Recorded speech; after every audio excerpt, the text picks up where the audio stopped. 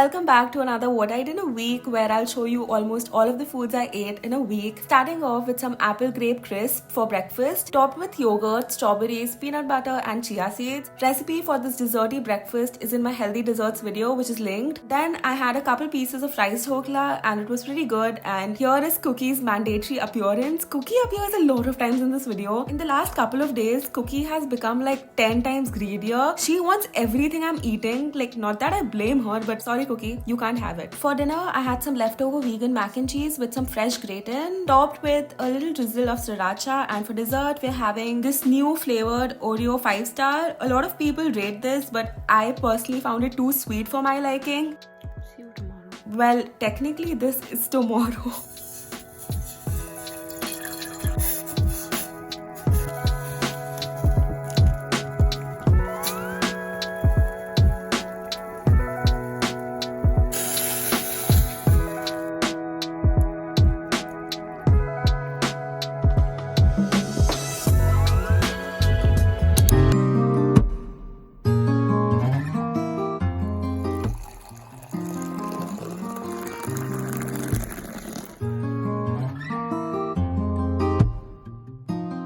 Okay, the next day and we are having strawberries and black coffee for breakfast. For lunch, I had some dahi with some fried rice and a paratha which was filled with peas. Usually, I am a big fan of aloo paratha, but during winters, peas are my preference for sure.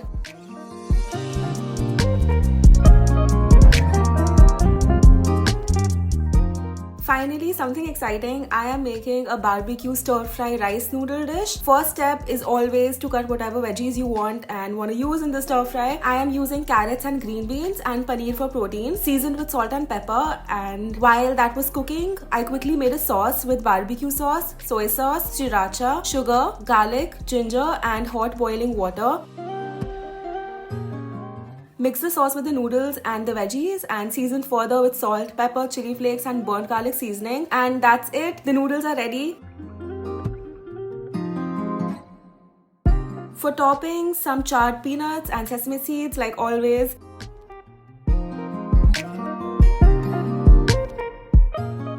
This was perfect. Highly recommend.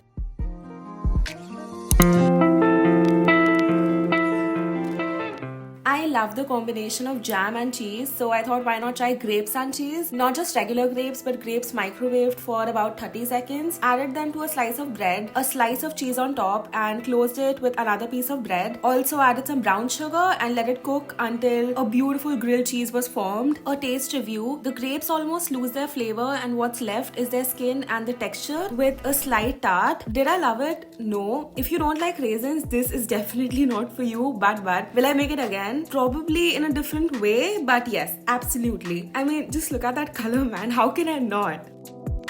Let's make some dumplings from scratch because ordering them almost twice every single week is just causing a hole in my bank account. So this one's making an exception. First, we make the dough from simply flour, water and salt and knead it real nice until a smooth ball of dough is acquired. For the filling, we are going for a cheesy broccoli corn filling. I blanched the broccoli and corn in some hot sugar water for about 5 minutes, rinsed them with cold water and just started chopping them into smaller pieces. Transferring the chopped veggies into a big bowl, I crumbled some paneer, seasoned with salt, pepper, garlic powder, onion powder, Italian herbs and coriander, and finally, the most important ingredient, cream cheese. And here is a yummy filling that literally tastes good with everything. On a piece of toast, as a pizza topping, stuff it in a paratha. This stuff is just so good. I divided the dough into almost equal pieces, rolled them into balls and then made dumplings by flattening them with a rolling pin, filling with the filling and adding water to the ends and closing them and pleating them. Not an expert here, just trying to replicate the dumpling emoji, and here's what we got. I placed them in a hot oiled pan, and don't fucking do this, okay? Don't add water to hot oil. For the crunch aspect, oh, I forgot to tell you, these dumplings have a crunchy layer on the bottom. A simple mixture of flour, water and sesame oil does the job.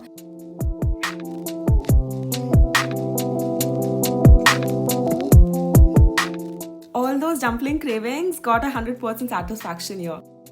Hadn't made brownies in quite some time, and baking recently has been such an addiction for me. It's just so stress relieving, and the end result makes the process even better. These are my whole wheat brownies, by the way. Made them before also, but here there are a couple of modifications which just help with the texture. It's a very simple process of mixing the dry ingredients and forming the wet ingredients together over heat, and then just whisking everything together. Transfer to a parchment lined baking square utensil.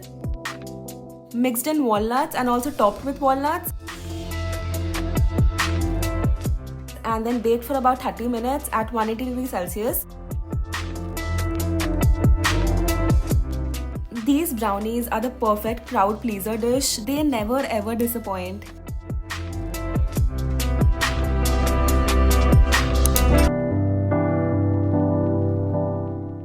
Baking again. Who is surprised? No one. We are making bagels, yes. Quickly making a yeast mixture with yeast, honey and warm water and letting that proof for 7 minutes. We mix it with the flour. I used a chopstick to combine and then knead it with my hands till I got a ball of dough. I'll tell you something. Kneading was something I used to hate doing, but lately I just cannot even begin to tell you how therapeutic it feels. The act of combining certain ingredients into a compact shape, and like it's just so satisfying, and flour itself is so magical. Like the way sourdough is made by naturally letting the wild yeast yield it's so fascinating to me. Does this mean I'm gonna try making a sourdough starter of my own? I don't know, maybe, you'll see. I lost track again. While the dough was resting, I made tohu, which is just Burmese tofu made of chickpeas with overnight soaked chickpeas that I blended with water, strained and let thicken over heat.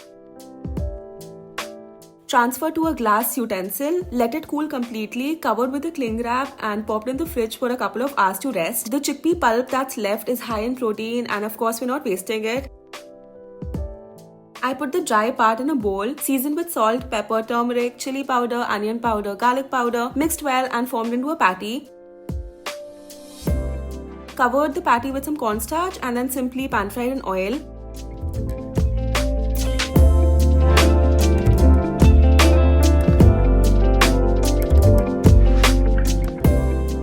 This patty is perfect for a wrap, so taking a roti, I added a layer of spinach to it and the sliced patty and some black chickpeas, onions, mustard sauce, coriander mint chutney and some fresh coriander, and just called her a wrap. Very fresh, very nutritious. The dough has doubled in size. Punch it down and just cut it into 6 pieces, molding each piece into a ball. Pinching the sides down like so. We make 6 balls that we are going to cover and rest again for 40 minutes till the oven is preheating. Using a chopstick again to create a hole in the middle, then using my finger to open it more, and that's it, our bagel is ready to be cooked. In some sugar water, I boil the bagels for about 1.5 minutes per side. Made our topping with a bunch of seeds I found along with salt, garlic powder, onion powder and burnt garlic seasoning, and that's everything but the bagel to be put on the milk brushed bagel. See, everything with the bagel. Did I even make any sense? Bake this at 180 degrees Celsius for about 25 to 30 minutes and our beautiful golden brown bagels are ready. Dude, just look at that. Find one fault in it. I dare you. I generously spread cream cheese on it and didn't even toast it because I just wanted to dive right in so bad, and this was so incredible. Big fan.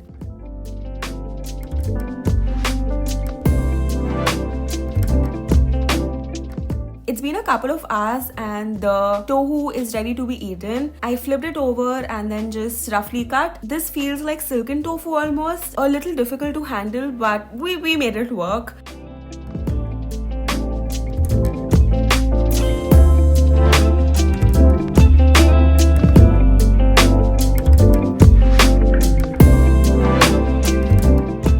I used the toasted bagels, spread with cream cheese both sides, soy glazed sliced carrots and the pan fried tofu, a big piece of red bell pepper and a chunky bagel which is ready to be devoured. Baking your own bread creates such a huge difference. You need to get onto it.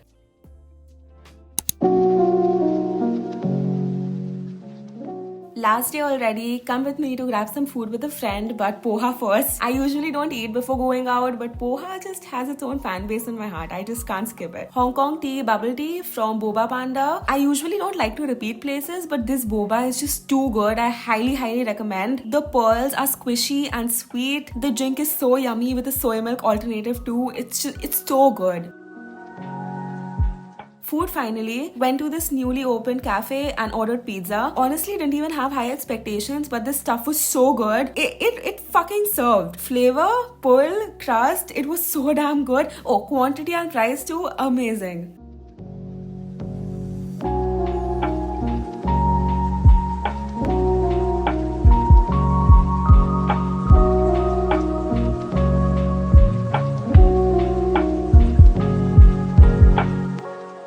Came back home and had makki ki roti with sarson ka saag, and it was so comforting. And that's it for this week. I'll see you very soon on my next video. Bye! She's a Mona Lisa. Everyone's lining up to see